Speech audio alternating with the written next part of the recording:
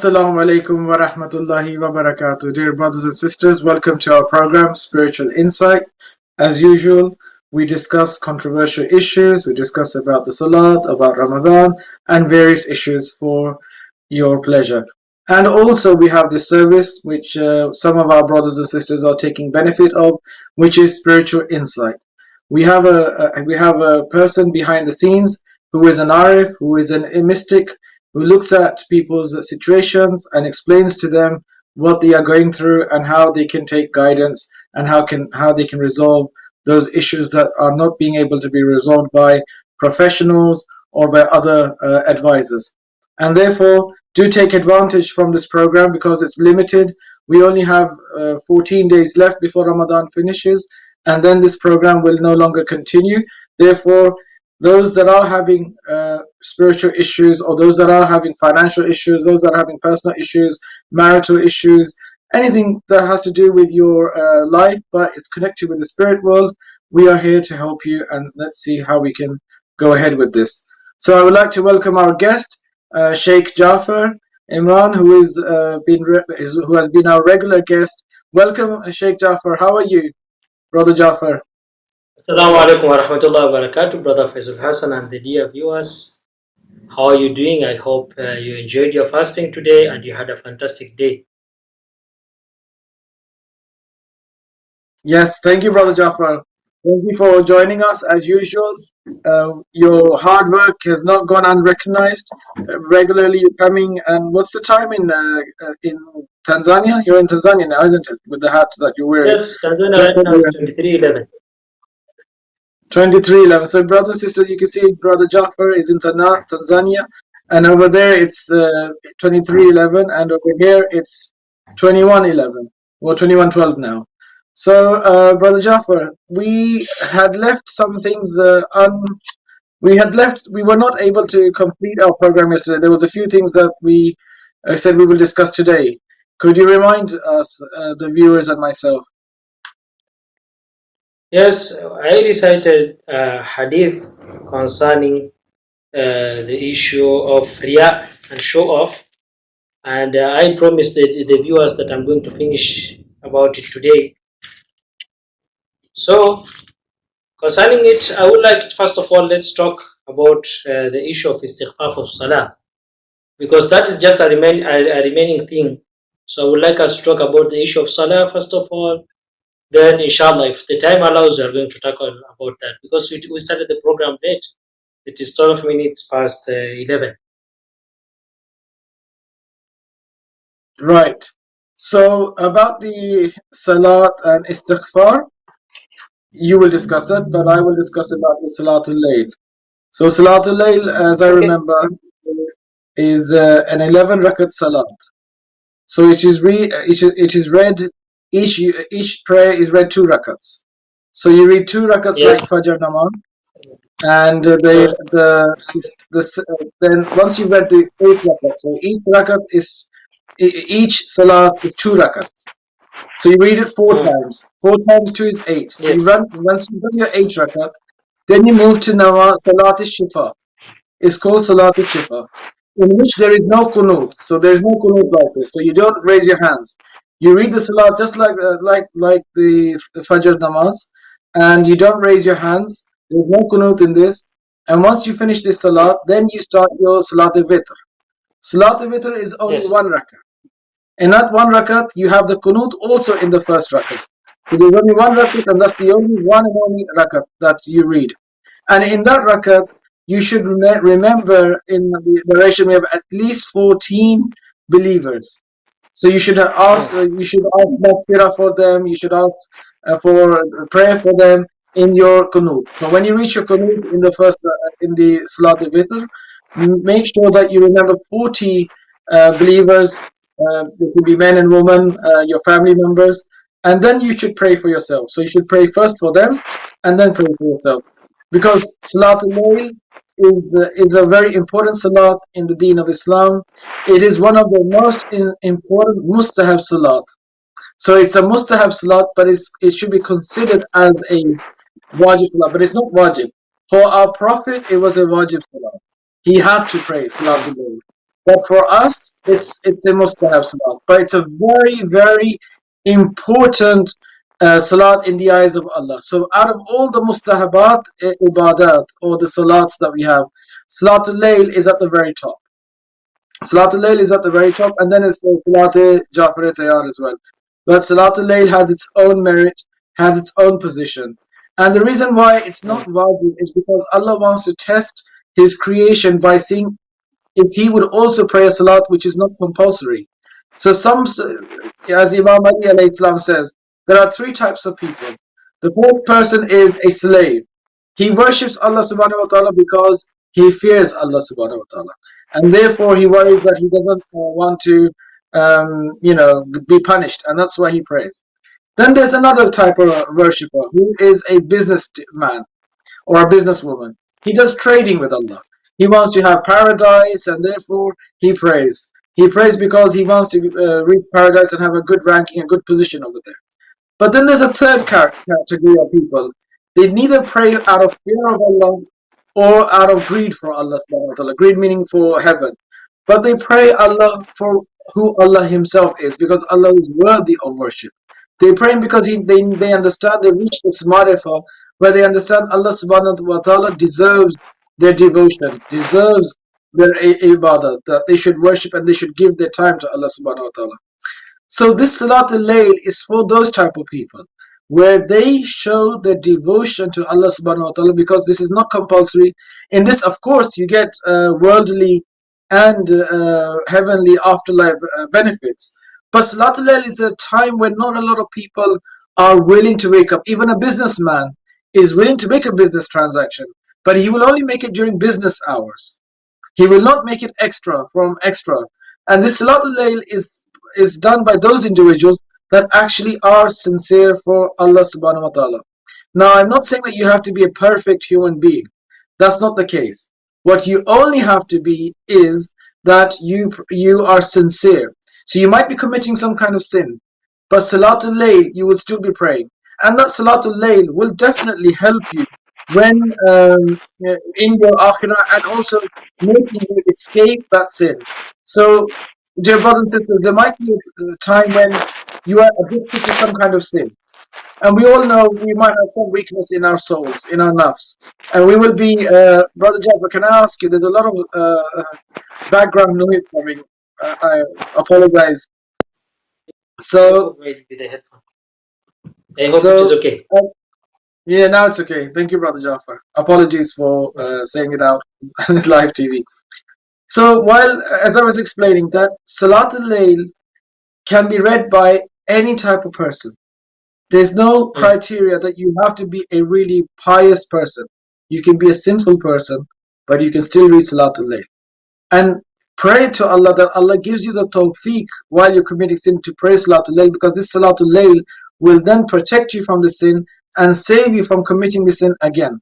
So you might commit the sin one time, twice, three, you might have a habit, but slowly Salatul Layl will wean you out from any mistake that you are doing in your life, which is not good for you. So this is my part, Brother Jafar. I hope this information I gave you and our dear viewers is useful, and maybe our brothers and sisters can start praying. And we really thank you for that, bro. In addition, we really thank you, bro. In addition, just to what you said that even if someone is a sinful person, he can pray the Salatul Layl. We pray Salat, or we do Salat, or we pray for our sins to be cleared and for our hearts to be purified. So if somebody thinks or he feels that he made a sinful act, then he should pray to purify himself. Because in the Quran, Allah subhanahu wa ta'ala says, Inna salata tanha anil fahsha'i wal munkar. The prayer keeps you away from fahsha, bad things and wrongdoings. So if somebody is sinful, this prayer should help him to get out of that situation or that condition.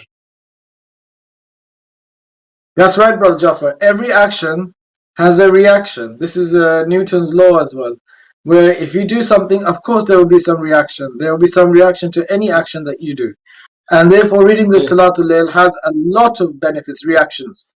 So you do one action, then Allah responds well. And the Salat itself has special angels that are specialized just for this salah. And not only that, when there's a narration, the riwayat that we have from our Prophet, may peace be upon him, where it is said that whoever does a wuzu for Salatul Layl, every drop of the water that drops from his body, an angel is created. So subhanallah, so when we do wuzu for Salatul Layl sincerely, and we stand up for Salatul Layl, so every drop of water that is dropping on the ground, there's an angel, a malaika being created that does istighfar for us till the day of judgment. So why would we want to deprive ourselves from such a benefit, such a blessing from Allah subhanahu wa ta'ala, where we have angels being created for us, who will then protect us, who will then do istighfar for us, who will then guide us, because there is this other dunya. There are two types of dunya. One is the zahir, which is called the superficial world that you see right in front of you. Then there's the batin. The batin means the inside world. And in this inside world is where everything's actually happening. It's from the inside things are happening, not from the front. And therefore we need to also work within our insides, in ourselves, in our souls, in our nafs, because this is the world that we are creating in the hereafter. This is the world we will enter. There's nothing new. We're not going to a new place. It is what we did. It is what were our actions. It is what we are.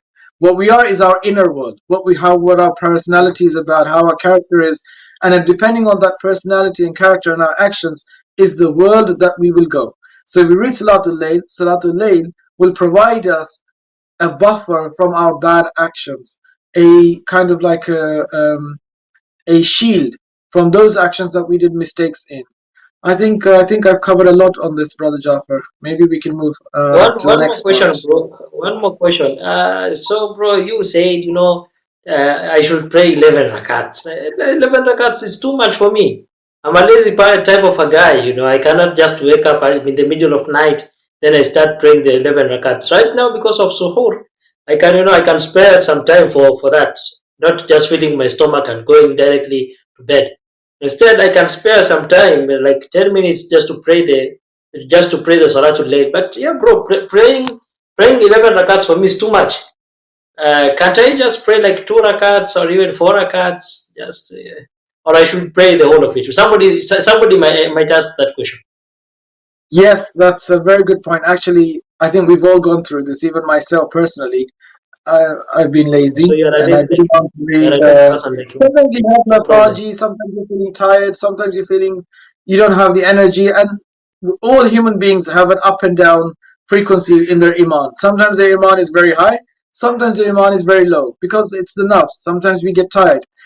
And so Imam Ali alayhi salam narrates that you should not force yourself to do ibadah. You should do ibadah, but when you're not feeling like doing ibadah, then do less ibadah. And when you feel like you want to do more ibadah, and you feel that you want to do more ibadah, then do more ibadah. So you should follow your inner voice. What does your inner voice say? And sometimes you might not want to pray Salatul Layl. You might be feeling really, really tired. Then there is the option. You can read through 2 rakats, like the Fajr namaz, and then the 1 rakat witr. That's the minimum which I've heard from our ulama that say if you can't read the 11 rakat, then at least read the second 2 rakats and 1 rakat witr. That should be enough. That should suffice. Even if you can't even do that, then they say just read the 1 rakat witr and make a dua for all the mu'mineen. That should be enough. But it's recommended 2 and 1 rakat. Thank you very much for your guidance. Some viewers can say that, oh, Moulana brother Faizul Hassan here is telling us to pray Salatul Layl, of which it is 11 rakats. I myself cannot even wake up and pray the 2 rakats, which is wajib for me. What about the 11 rakats? If I cannot pray the 2 rakat prayer, which is a morning prayer, how can I then pray with something which is mustahab, which has 11 rakats? So thank you very much for your guidance, and we can talk right now about the issue of istighfar of salah. If you don't I just want to add one more thing. If you can't read Salatul Layl at night, for example, you can still read its qaza in the daytime. You might not get the same sawab, but because you're praying that Salatul Layl, Allah looks at it in a very pleasing eyes. And I'll just say one narration, Brother Jafar, and then we can move on to your other part. There was a narration where an individual would never miss his, or there was a king actually, there was a king, he would never miss his Salatul Layl. And he would always pray the Salatul Layl on time. Then one day the devil made his servant, the servant who would wake up the king, he overslept. So he forgot to wake the king up. And the king was very upset. So he said, okay, at least I missed my Salatul Layl. It's not a wajib prayer. I don't have to do a qaza for Salatul Layl. So let me just still do a qaza for Salatul Layl. And so the king read his qaza of Salatul Layl during the day. Then the next night he fell asleep, and this time someone else came to wake him up. So this is a narration I've heard. And the king wakes up and he says, you're not the servant. Why did you wake me up? He says, look, I'm the devil. The reason why I've woke you up is because the Salatul Layl you prayed in the daytime with that regret. Allah subhanahu wa ta'ala liked it so much, and I don't want you to get more sawab, so I woke you up now. So you don't regret it, you don't feel remorse, you don't feel guilty, and you can pray now the salah. So you see, the devil is such an enemy. He does not want us to get even that kind of sawab. So dear brothers and sisters, you can see how important this salat is and its virtue and its merit. That's all I want to say, Brother Jafar. Now we can move to your part. Okay, thank you very much. I have chosen to talk about the istighfaf of salah. Now I'm talking about the salatul wajib, the obligatory prayers. The istighfaf of salah means taking light the prayers. When you feel, I will just pray. The adhan has gone, you'll just pray. There was a day, Faizul Hassan, I gave an example of golf pitch or golf ground, whereby somebody has to play and the hole is there, and you have to strike the ball and it has to fall in the hole. If the ball goes near the hole but it doesn't enter the hole, you won't score there. You won't get the marks, the score. If the ball goes beyond the hole, you also don't get the score that you are supposed to get. But if the ball enters the hole, then you are going to get the score. The same applies to prayer. We can never pray let me say Salatul Subh before its time. That is one. If time is like striking the ball and it falls in the hole where it is supposed to fall. There we get the full thawab of Allah from Allah subhanahu wa ta'ala. That one is praying on time. But when somebody just takes it very light, Allah subhanahu wa ta'ala is very merciful. But if I pray after that, Allah subhanahu wa ta'ala will still reward me. How sure are you if your salat is going to be accepted? Those are the things that you should be very careful about. You should be very keen about the time of prayer, about the clothing that you are wearing. Those are the conditions that somebody should observe before starting the prayer. Inshallah, we are going to talk about it later. And one more thing, if you pray after the time, it's like striking the golf ball, striking the ball and it falls after, it falls beyond the hole. So are you going to get the same reward? No, you're not going to get the same reward. Allah will just give you because you decided to pray. Because Allah subhanahu wa ta'ala is very just and is not oppressor. So it's not burning. So he'll give you whatever you deserve. He will give you the thawab. But have you prayed according to what he needs? Or have you prayed because you are afraid of the hellfire, or you just need the thawab? So we should be keen about that. So here I gathered some 2-3 hadiths or narration and the verses of Quran talking about what? Talking about the people who take lightly the salat, their daily prayers, the obligatory prayers. The first one, an-nar wal-adab, the hellfire and the punishment. Somebody will get this one. In which verse or in which narration do we have? It is in the Quran that Allah subhanahu wa ta'ala says, فَوَيْلٌ لِلْمُصَلِّينَ. The biggest punishment will fall on these people who pray. Which people? Which all the people who pray? No. الَّذِينَ هُمْ عَنْ صَلَاتِهِمْ سَاهُونَ. The people who normally forget their prayers. You pray, but you forget. Now, this one talks about the Muslims. Muslims pray. فَوَيْلٌ لِلْمُصَلِّينَ. It is wajib for you to pray, but you keep on forgetting. Why are you forgetting? Because you take it lightly. If you are sure you are going to meet your spouse, you are going for a date, you have your flight, you are not going to miss it.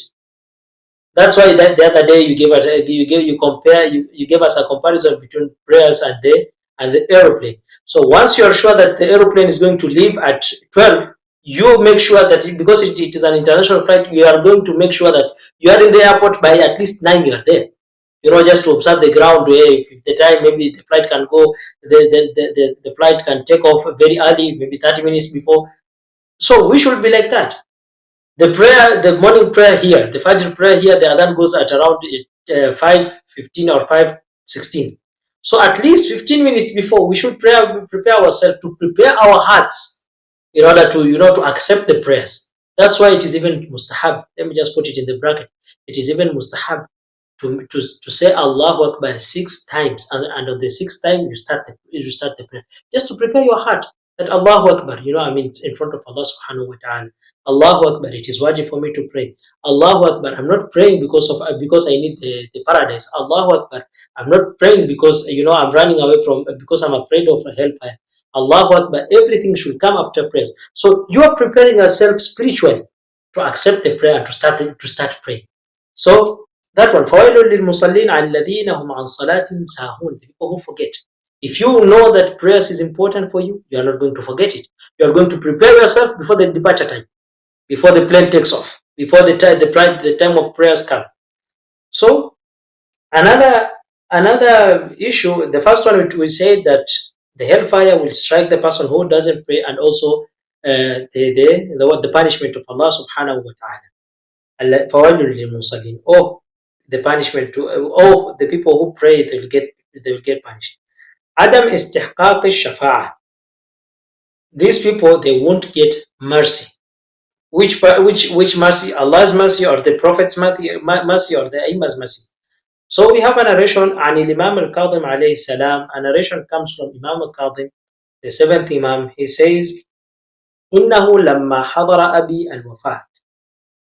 When my father was in his bed, or was in his last moments of death, or was in his deathbed, Imam Qadhim is narrating from his father, Imam Jafar al-Sadiq. He says, إِنَّهُ لَمَّا حَضَرَ أَبِي الْوَفَاةِ قَالَ لِي. When my father was ready, to go in the other world, when he was on his last moment, he told me, Ya bunayya, O my son, إِنَّهُ لَا يَنَالُ شَفَاعَتَنَا مَنْ اسْتَخَفَّ بِالصَّلَاةِ. Verily, those people who take prayers lightly, they are not going to be they are not going to be included in our mercy. In the day of judgment, like in this world, I don't know in your country, Brother Faizul Hassan, but in Kenya we have president's mercy. Sometimes the president just goes in the prison, sees who has not done big crimes. He has not killed somebody, maybe nothing, something light happened to that person. Then President Mercy, will compensate that person, and the president says, take out of this person, because he was a good person, he was a good citizen. So in the day of judgment, it will be like that. Just in the way we are having government in this government system of government in this world, Imams also are having system of government in their own time, during their own time. So in the day of judgment, if we pray and we have some little issues remaining, maybe we did something wrong and Allah subhanahu wa ta'ala has not yet forgiven us, the Imam's mercy will compensate our own deeds. Because of what? Because we were praying on time, because we were serious on when it came to prayers. إِنَّهُ لَا يَنَالُ شَفَاعَتُنَا مَنْ اسْتَخَفَّ بِالصَّلَاةِ. That is the second hadith, or second narration. The third narration, لَا يَدْخُلُ الْجَنَّةِ. Bro, I saw it is better if we take one topic, we discuss about it deeply. Like yesterday, the way we talked about the issue of showing off, and the issue of announcing or showing people Allah's blessings to you, instead of taking many topics, many small topics, and then you are not going to finish them up. Well, we keep on postponing. I have a lot of files like this, but none of them I have finished them, because every day I do research. When I come here, we are running out of time. So I decided just to take one topic, talk about it nicely, discuss about it. If people have a question, let them talk about it, let them ask. Then we are going to continue like that. Instead of taking a lot of topics, then we are going to start in the middle of the way. So another narration says, La yadkhulul jannah. He won't enter paradise. If you are tired, you can just stop here. But let me read this. Let me read this one first. لا يدخل الجنة. Oh, this one is okay. Okay. لا يدخل الجنة. This person who takes the prayer slightly, he won't enter paradise. فإن النبي قال عند موته. The Holy Prophet said when he was in the last moment, when he was in his last moments, he said, ليس مني من استخف بصلاته. He is not from me the person who takes the prayers lightly. Meaning, he's not from me. What does he mean? Is the prophet mean? Is the in this hadith? Does the prophet mean that he is not from me? He's not from Ahlebait? No, verily, it's not like that. He's not a ma'asum? No, it's not like that. But he is not from me. He means he's not a Muslim. He's not a Muslim. The person who takes lightly the prayers. So we are not going to be included as Muslims because we are not praying. No, we are not going to be included as Muslim because we are taking prayers lightly. Not because we are not praying. Not because we are praying, but because we are taking the prayers lightly. Then the Prophet says, "He's not from me, the person who takes the prayers lightly." One more thing. One last hadith. Al-mawtu ala ghayri al-Islam. A person will die while he's not a Muslim. So let's see here. It's a very interesting hadith, mashallah.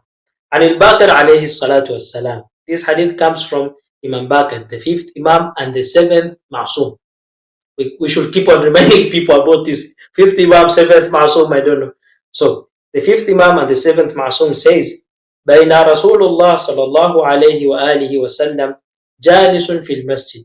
There was a time the Holy Prophet was sitting in the mosque. إذ دخل رجل. One man came inside. فقام يصلي. And he started praying. فلم يتم ركوعه ولا سجوده. And he did not finish his ruku' and his sujud. Then what happened? فقال, the Holy Prophet, فقال صلى الله عليه وآله وسلم, the Holy Prophet says, نقر كنقر الغراب. The way the birds eat, faster. So he said this type of prayer, the way he goes down and comes up very fast, it's like the ghurab. Ghurab, I don't know, how do you call it? Okab.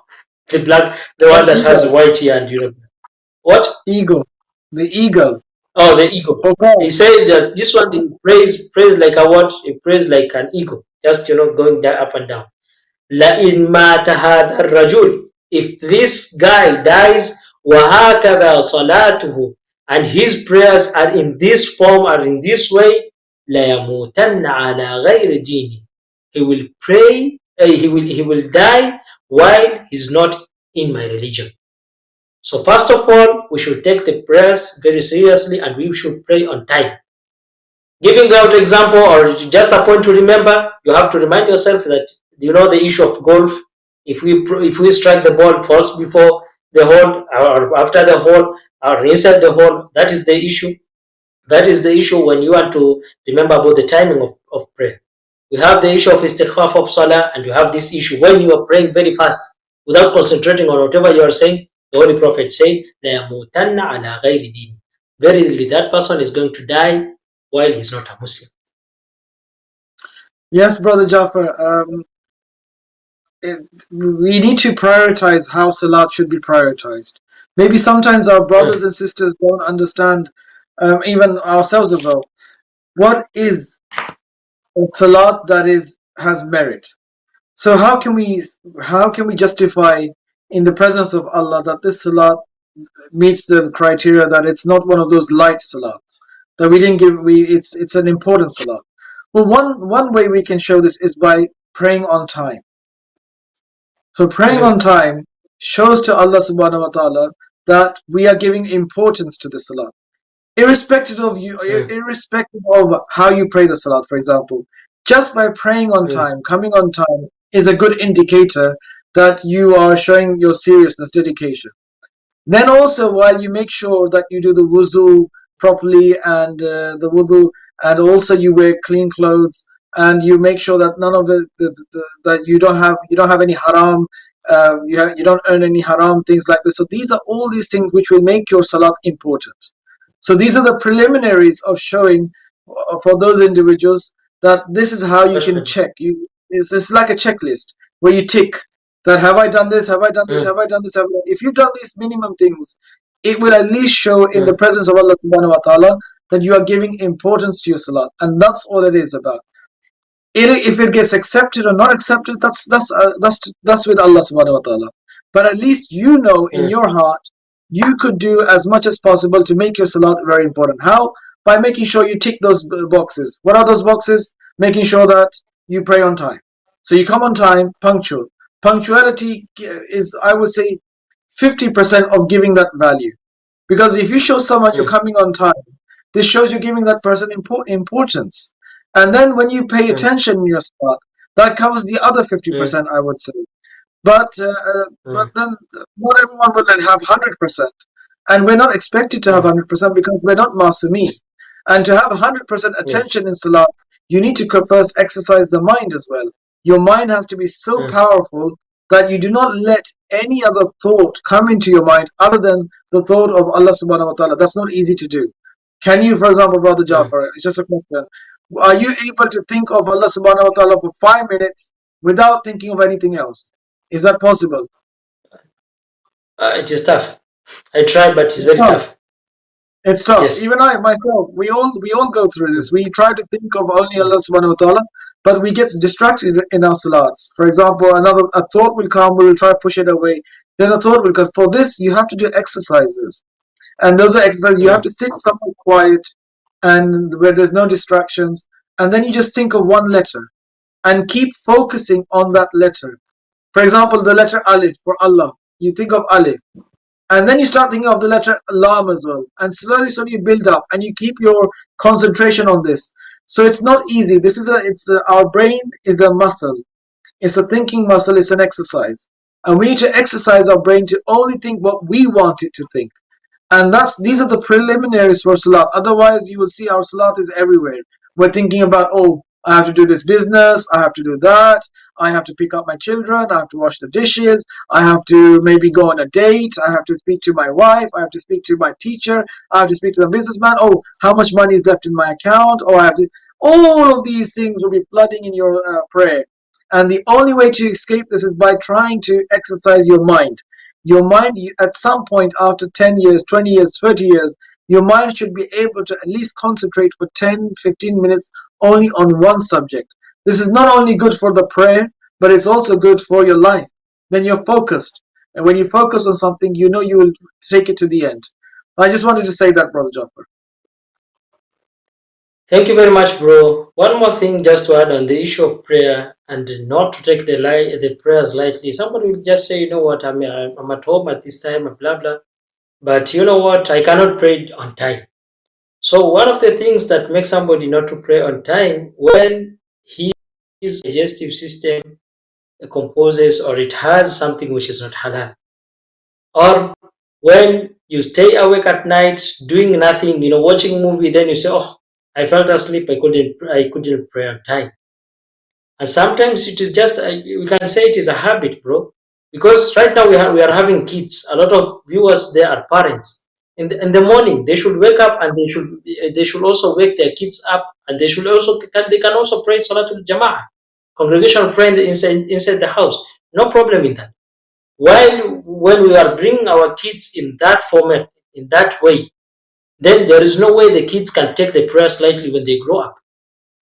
That is one thing. The second thing is that when we have something haram in our digestive system, we are having a lot of wealth, we have not given out khums. We are having a lot of wealth, we have not given out zakah. Apart from that, we took a lot of riba, we took a lot of interest from bank, from here, from there.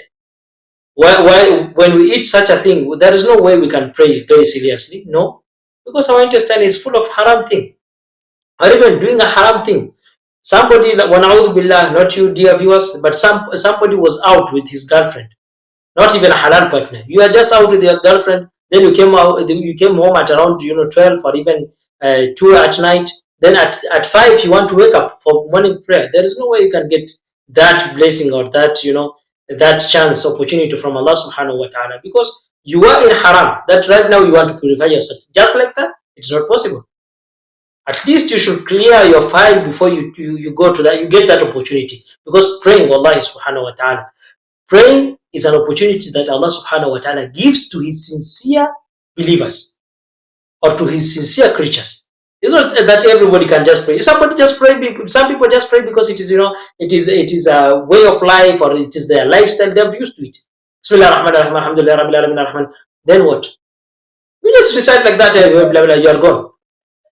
That's right. So because of that, Allah subhanahu wa ta'ala, there is no way He can give you that opportunity. Sometimes you are doing it because you are running away from the hellfire. You are afraid of that, or you are afraid from Allah's punishment. Sometimes you are doing it because it is, lifestyle. But if you clean yourself, Allah subhanahu wa ta'ala will make you, will also give you opportunity and give you time for you to pray your prayers on time. That one, we should not just put, Moulana Brother Faizul said you can pray on time, blah, blah, and he made, and Brother Jafar Imran mentioned some point about the prayers. But I will consider them. But you won't pray on time because of some issues, preliminaries, or some issues that you've done before the time of prayer. We can go to the third issue, inshallah. Yes. So, Brother Ishu, the other point is that you and I need to remember why. When Allah subhanahu wa ta'ala is so merciful and kind, why does He punish us if we don't pray? What is the reason behind it? So there is one logical reason behind this, is this, that we are on a journey, and this journey is towards Allah subhanahu wa ta'ala. So when we read our salat, we are moving a step closer towards that destination. So we came from somewhere, and we're going somewhere.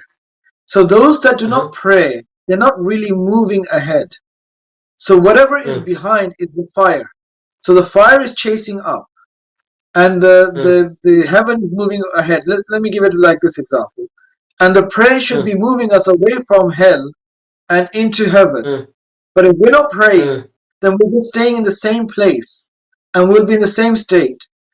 Another reason why this is just for those that really want to know what's the logic behind this, is because when we were created, or before we came into existence, I remember I told you about the story of the Nur of Rasul Khuda went into this void.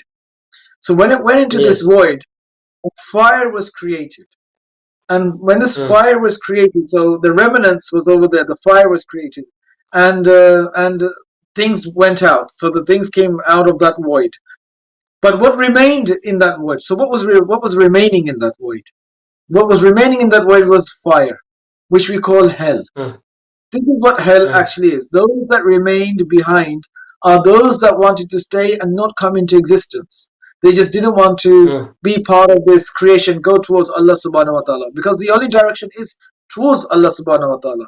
Everything is going towards Allah subhanahu wa ta'ala, except for those things that didn't go towards Allah subhanahu wa ta'ala, like the shayateen, like Iblis. They did go somewhere up, but their destination was the same place they came from, the darkness, the non-life, not living, and all these kind of things. So that's why the only thing left there is just sparks, fire. Because Rasulullah Khuda, if you imagine this Nur of Rasulullah Khuda as a big burning light, like the sun. So if you bring the sun into some place, it will burn everything, yes? And that thing will remain burning. And that's what the fire is. So in this way, you can, this is just one theories of our ulama that describe us what this punishment means.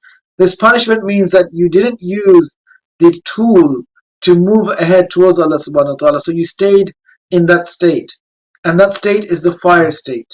And that's why those people they can't reach Shifa as well. Because Shifa is also a station. You have to reach that stage to be able to have Shifa, intercession, which we call intercession in English.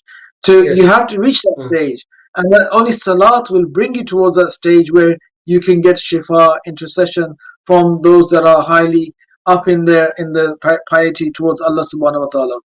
So this is something that I wanted to just highlight our viewers, that why Allah ta'ala punishes us. It's not really a punishment in a sense.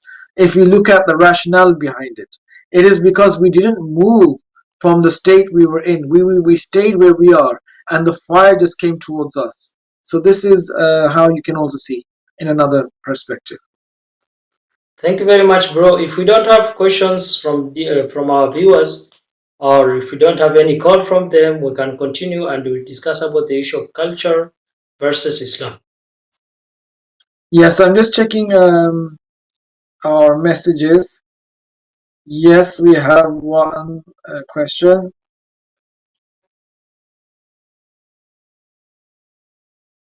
Right. Yes. So the individual is asking about. So he's saying, why why is it that some people are always acting too proud? Why can't they see that the humbleness is the right way? Maybe to answer that. I've not, I didn't get your point because I think your mobile was vibrating, so your voice Yes. had gone. So the brother is asking us, why are some people always arrogant? They're always proud. They never humble themselves. And what is it? Why is it that they behave like this? So one of the answers I have, maybe you have the same answer as well, Brother Jafar, is this: that in Surah Yasin we have a saying where it says, I apologize, where it says that we have put barriers on their neck. They are around their neck, so in the front, on the side, on the back, and they can't Mm, lower themselves down.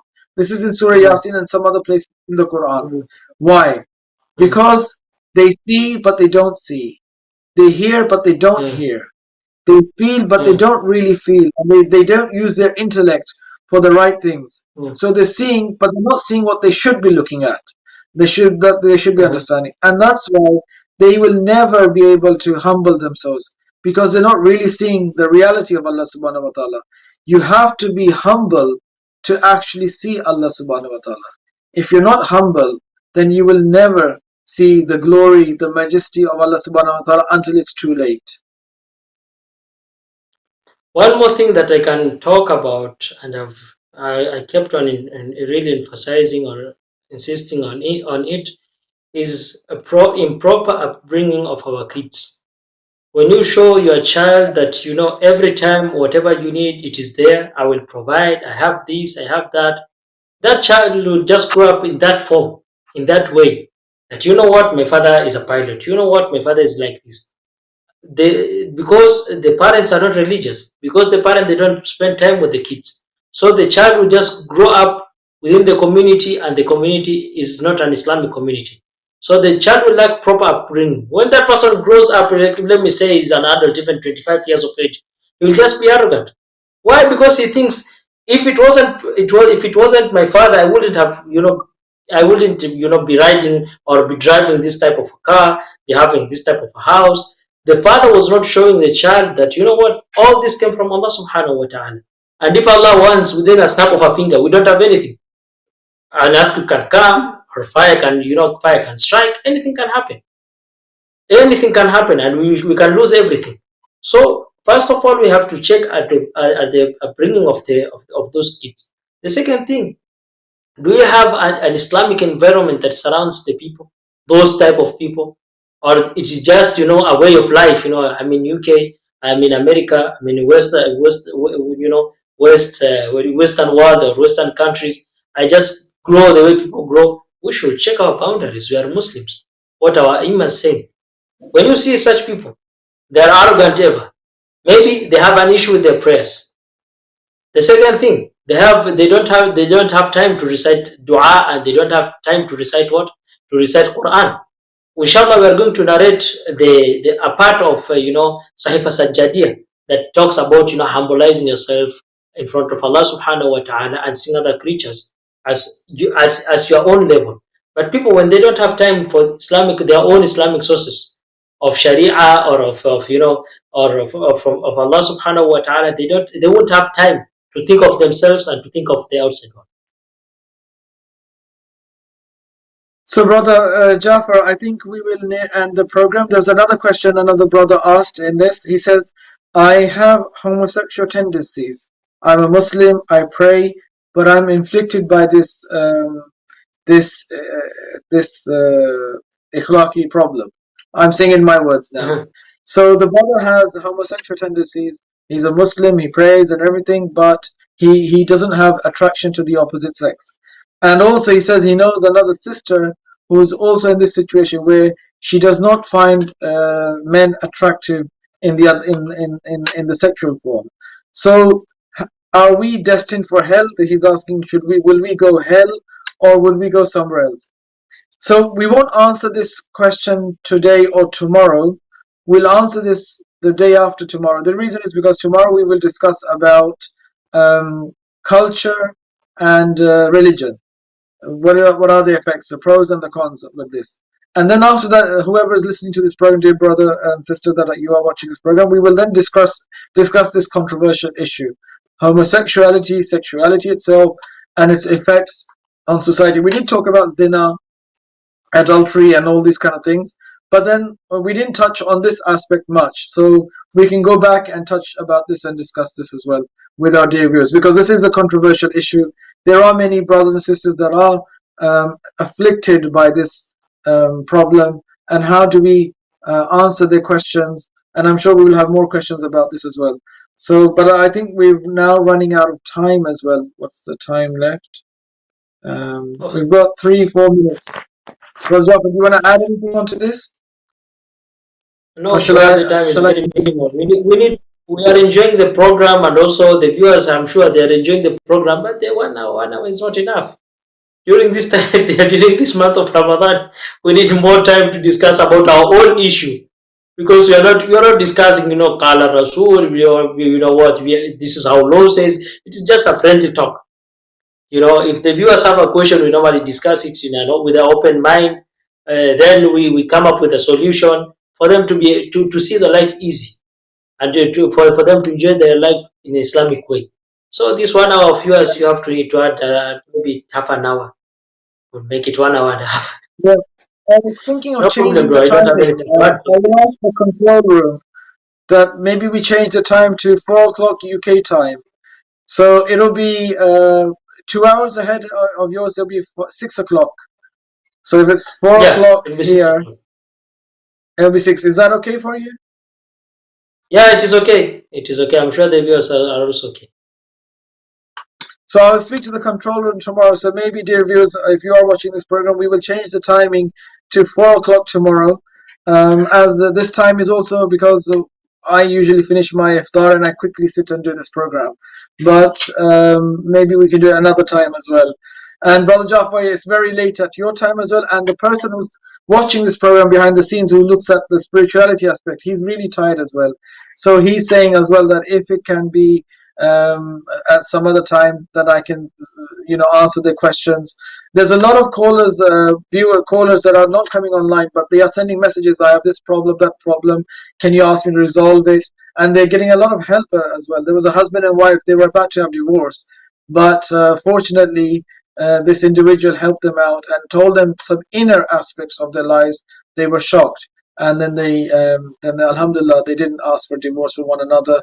And inshallah, Allah gives them more blessings, and they stay united on this path, because breaking a house is what the enemy, the devil, wants, to break a house. And this is what this culture is now going towards, which we will discuss inshallah tomorrow. So I think we have now run out of time. There's only 2 minutes left. Brother Jafar, any last words you have before I end the program? No, I don't have anything left out. I just wish our viewers, inshallah, a very blessed day tomorrow, inshallah. And inshallah, you have already mentioned about Salatul Layl, and inshallah, I hope they will start praying Salatul Layl from tonight going onwards till the end of month of Ramadan. May Allah give us the tawfiq to have the tawfiq to read Salatul Layl, all of us, and those that are reading, that they continue reading Salatul Layl. And those that haven't started to read Salatul Layl, they are given the opportunity to start reading Salatul Layl, and they stay continued on this path. And may Allah bless us on this. So dear viewers, I would like to say thank you so much for watching me and Brother Jafar talking about several issues that we have. Today we discussed about Salat,